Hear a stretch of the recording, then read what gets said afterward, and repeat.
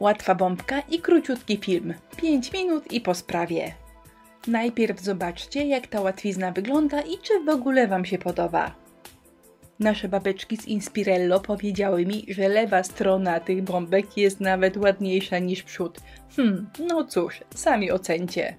Potrzebne będą 2 bombki ze sklejki dwuwarstwowe, jakiś piękny szablon 3D oraz papier ryżowy. Tył bombki z jednej strony maluję na biało i niech sobie schnie, a ja w tym czasie wybiorę obrazek.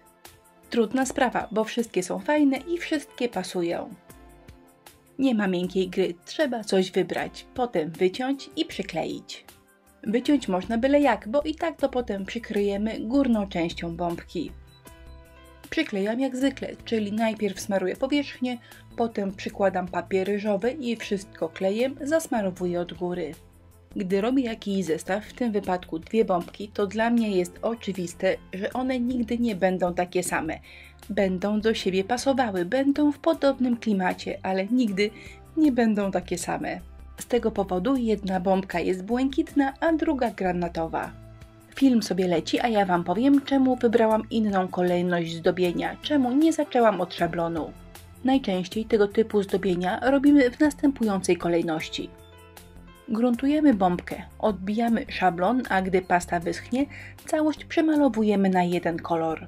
Gdy farba wyschnie, wyciągamy zawijasy, np. przez bielenie. I ta kolejność zazwyczaj jest całkiem w porządku. Ale malowanie całej pracy łącznie z odbitym kształtem z szablonu powoduje jego zalanie. Farba zalewa nam często te najbardziej subtelne elementy na szablonie, jakieś ciekawe zawijaski i to później nie wygląda już tak ładnie. Więc do tej pracy wybrałam inną kolejność. A na dokładkę z premedytacją pastę zabarwiłam, ale nie na taki kolor, w którym jest bombka. Najlepiej jest zrobić jaśniejszy albo ciemniejszy. Zobaczcie sami, ta różnica w kolorach naprawdę świetnie wygląda. Jako pasty używam primera, świetnie się sprawdza. Wszystkie pasty akrylowe bez problemu można zabarwić farbami akrylowymi, ale trzeba uważać, żeby nie przegiąć. Farba jest dużo rzadsza niż pasta i gdy dodamy jej za dużo, nasza pasta będzie tak rzadka, że zacznie nam wpływać pod szablon i tego nie chcemy. W takiej sytuacji zamiast farb trzeba użyć pigmentów. Moje wszystkie szablony są klejące, ponieważ jakiś czas temu popsikałam je klejem tymczasowym. Po użyciu myję szablon, zmywam farbę, ale kleju tymczasowego nie zmywam, bo po co? Przyda się na następny raz. W ten sposób odbite wzory myślę, że wyglądają fajnie i jeżeli nie chcemy, to właściwie nie potrzebują bielenia, bo i tak je widać. Ale takie bielenie, takie wyciąganie wzorów jest naprawdę super. Wygląda to pięknie, klimatycznie i ja to zawsze lubię robić. A wystarczy do tego pędzel szczecinowy i farba akrylowa. Ja używam farby białej Allegro. To jest farba ze Stamperii. Ona ma świetną pigmentację.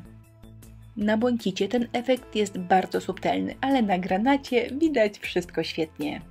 I w tej chwili mój komplecik prezentuje się tak. Popatrzmy na to chwilę, pokombinujmy i poszukajmy dziury w całym. Nie jest źle, ale zostało mi trochę wyciśniętej białej farby, więc podkręcę kontrasty. Wystarczy do tego cieniutki pędzelek i poprawiam na biało wszystkie najjaśniejsze miejsca na tych obrazkach. A odrobiny elegancji doda po prostu lakier błyszczący. Na filmie już tego nie pokazuję, ale położyłam na każdy obrazek 2 warstwy lakieru. Sklejone, wycieniowane, można dodać chwościk i sznurek. Czasami mnie pytacie, jak jest zamocowany chwost i czy się dobrze trzyma. Jak powiedział klasyk, tak się gra, jak przeciwnik pozwala, więc za każdym razem chwosta montuję inaczej. Tym razem zaczęłam od tego, że chwost dowiązałam do sznurka i to wszystko ładnie zakleiłam, żeby mi się ten supełek nie rozwiązał. Potem po prostu przykleiłam sznurek i gra gitarra. Gotowe. Tak przytwierdzony chwost trzyma się naprawdę znakomicie. Teraz wystarczy dokleić wstążeczki i praca gotowa.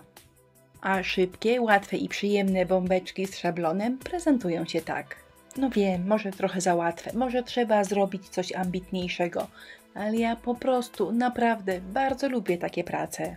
A znajomi, którzy do mnie przychodzą i mają jakiś wybór, mówię sobie: Bożenko, wybierz co chcesz. Wybierają właśnie takie proste pomysły. a zazwyczaj do wyboru mają naprawdę sporo. Jakieś rokoko, szmery bajery albo inne fon. Wiem, że Ameryki nie odkryłam, ale mam nadzieję, że Wam się praca podoba i że Was nie zanudziłam. Krótką listę produktów, których używałam w tym filmie, jak zwykle znajdziecie w opisie wideo. Zapraszam jak zwykle na inspirello.pl do naszego sklepu oraz na naszą super grupę na Facebooku, która się nazywa Inspirello i Przyjaciele. Do zobaczenia!